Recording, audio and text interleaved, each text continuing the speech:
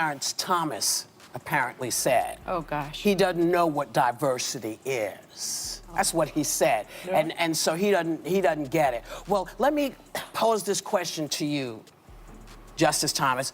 Could your mother and father vote in this country? Because had the 14th Amendment actually had us on equal footing, they would have been able to vote. And you know why that changed? Because people got out and made it change.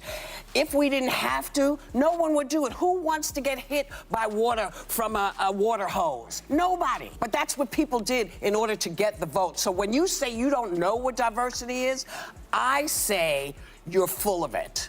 The Black Bougie Elite do not want you to know that affirmative action actually benefits them more than anybody else. And that is true across the board. And it's so funny looking at the reaction of the Black Bougie Elite and others to the Supreme Court determining that it was unconstitutional to use race in the admission process for colleges. And just take a look at what has been said across one of my favorite shows to comment on, The View. Supreme Court has upset a 45-year precedent, ruling it unconstitutional for universities to consider race in admissions. Now, the 14th Amendment is supposed to promise equal protection. But if everyone was actually treated equally, we wouldn't have had to put in affirmative action. First of all, Whoopi, that's not correct. Affirmative action has nothing to do with the 14th Amendment. Affirmative action was put into place actually when it comes to college admissions and those other things, okay? Let's get the facts straight. Don't conflate the two. The 14th Amendment was long before affirmative action. The 14th Amendment was to make Black residents equal as other Americans. That's what the purpose of the 14th Amendment. Now, obviously, we know throughout history that has not been supported or undergirded by reality. But just want to put the facts there when it comes to what the 14th Amendment really meant. And another thing, the reason why they had to do, and I hate the fact that we tend to utilize law, utilize politics to legislate morality. The reason why, it was because of the fact that we had Southern Democrats who wanted to keep Black people in a subjugated status. That's why you had to pass like the 14th Amendment, 15th Amendment, 16th Amendment. This blew my mind. Harvard has almost as many students from the top 0.1%, not 1% income earners as from the entire bottom 20%. That's an inequity that I think has to be met. And another inequity at Harvard is that 70% of the legacies are white. Here we go. Race Hustler Supreme, Sunday hosting. And that's what the Black Bougie Elite don't understand. Just because Harvard may be mixed like that in terms of its distribution of white and Black, that doesn't mean that all Black people want to go to Harvard. Okay, Black people may not be able to get into Harvard. They may want to go to other schools. If you listen to Dr. Thomas Sowell, he explains how, in particular, MIT, how when it admitted Black students who weren't necessarily ready for that rigor at MIT, it negatively affected the Black students.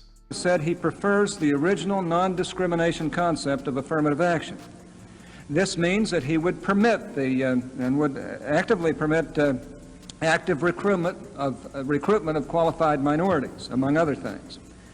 The alternative, as you know, is some form of mandatory proportional representation for minorities, or quotas, to put it in one word. Now, do you believe that mandatory proportional representation benefits minorities? No. In fact, I think one of the great handicaps that Blacks and other minorities face across the country is that they are systematically mismatched with universities in the admissions process. That is, if Harvard feels that it must have X% of Blacks, and if the pool is such that they can't get X% of Blacks at the same level as the rest of the Harvard students, they're going to take those Blacks who would have succeeded in some state university and bring them to Harvard, where many of them will fail. Or MIT is a better example, that the average Black student at MIT is in the bottom 10% of MIT students in math. But he is in the top 90% of all American students in math, because MIT students are so phenomenal in mathematics. Something like 1/4 of all the Black students going to MIT do not graduate. You're talking about a pool of people who score at the 90th percentile in math whom you are artificially turning into failures by mismatching them with the school.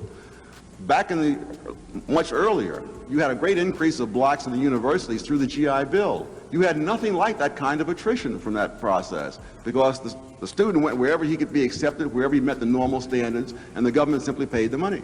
Let's hear some more from Sonny Hostin and The View. Right? And, you know, of course, yeah. And I will say that this could have been worse. It's already it could horrible. always be worse. But it could have been worse because when you read the opinion, at least Justice Roberts concludes and says, in this opinion, nothing in this opinion should be construed as prohibiting, as Alyssa just mentioned, universities from considering an applicant's discussion of how race affected his or her life, be it through discrimination, inspiration, or otherwise. Race-blind admissions are not required. And I think that the lived experience of a white... Okay, all of these, you have to understand something. I try to provide knowledge when it comes to terminology and those kind of things. When these people talking about lived experiences, there's a Marxist, socialist, postmodern kind of term.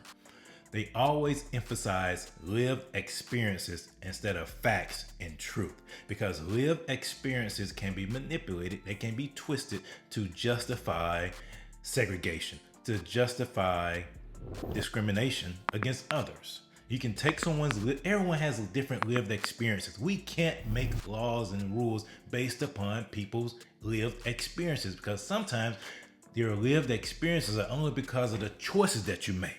That's what Marxists, socialists, Black Lives Matter, the progressive left, that's what they don't want to communicate. They don't want to tell you that a lot of these lived experiences that people have to go through is because of the choices that they make. Just like a lot of Christians don't know that the only reason the children of Israel wandered in the desert for 40 years was because they gave a bad report. The 10 spies came back and said that God could not do what he said he was going to do. That's why they had to walk around in the desert for 40 years. It was not something, a wilderness experience that everybody has to go through. They didn't have to go through that, but they did it because of their rebellion. And the same thing is happening when it comes to these Marxists, socialists, and communists. They say this stuff with lived experiences, knowing that most of the time the lived experiences are based upon people's choices and the wrong choices that they make. So therefore they want to rectify somebody else's wrong choices by punishing somebody else. Kid in Appalachia or perhaps on a potato farm in Idaho Or in Brooklyn is different in this country for a black student, whether that black student be wealthy or not, because this country was founded on slavery. Here we go. I knew Sonny would bring up her racist talking points. This country was founded on slavery. The country is not founded on slavery. I'm not even going to belabor this point. Slavery was a practice that has been in place and it still is in place. If you look at all the sex trafficking and the modern day slavery, they don't talk about that. Slavery was the norm back in those times. This country was not built on slavery. Slavery was not written into the Declaration of Independence. The Declaration of Independence and our Constitution was written to help foster the situation, foster the atmosphere to liberate black slaves. And you have to talk about slavery. Let's be real. Black people owned slaves too. Slavery was the institution at that time. It's a terrible, it's a negative, it's a dirty, it's a horrible institution. Chattel slavery was horrible. And yes, it negatively affected our country. It really did. It's a stain on this country. But the race hustlers and those who want to destroy America will constantly bring it up, pick at the scab because they don't want to admit to the progress that the country has made. Is racism still real? Yes. Does racism still exist? You bet it does. But it should not have an impact on us.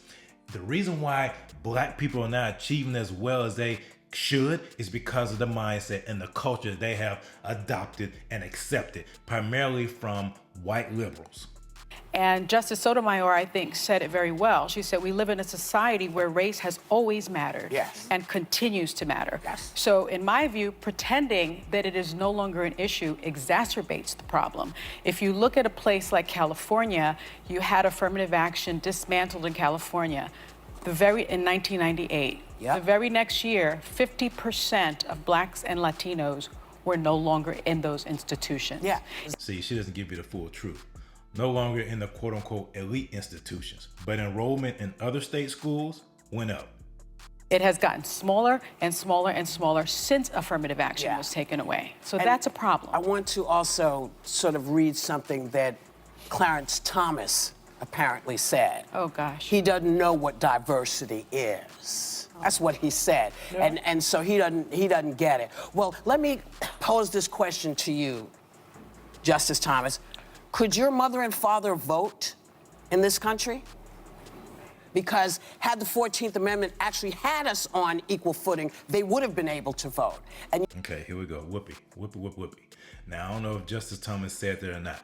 You can't conflate the fact that the 14th Amendment was not realized for our foreparents. My grandmother grew up in Mississippi. My mom grew up in Mississippi. I grew up in the South, okay?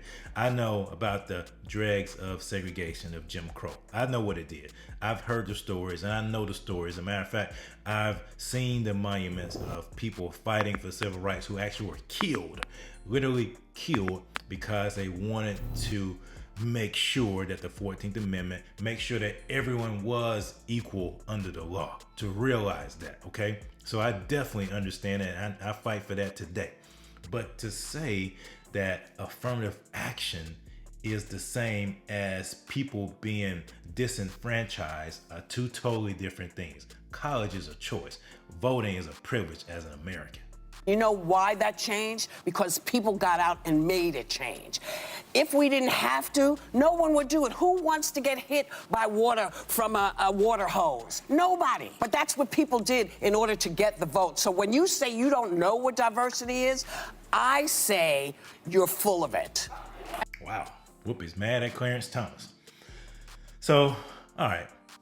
What the Black Bougie Elite don't want Black people to know in particular is so well articulated by Thomas Sowell in his book, The Economics and Politics of Race.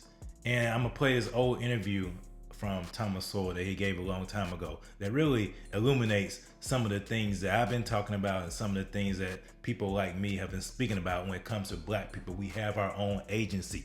We don't have to depend upon the government, especially if you're a believer in Christ. Find our identity in Christ and then we can rise up. It's in our mind. We have to change the mindset that we are less than. We have to change that mindset. I wouldn't want to stigmatize groups as permanently underachievers. If you look at generation by generation, you find incredible changes. The black population especially. The change in occupations of blacks between the 1920s and the 1950s is just phenomenal.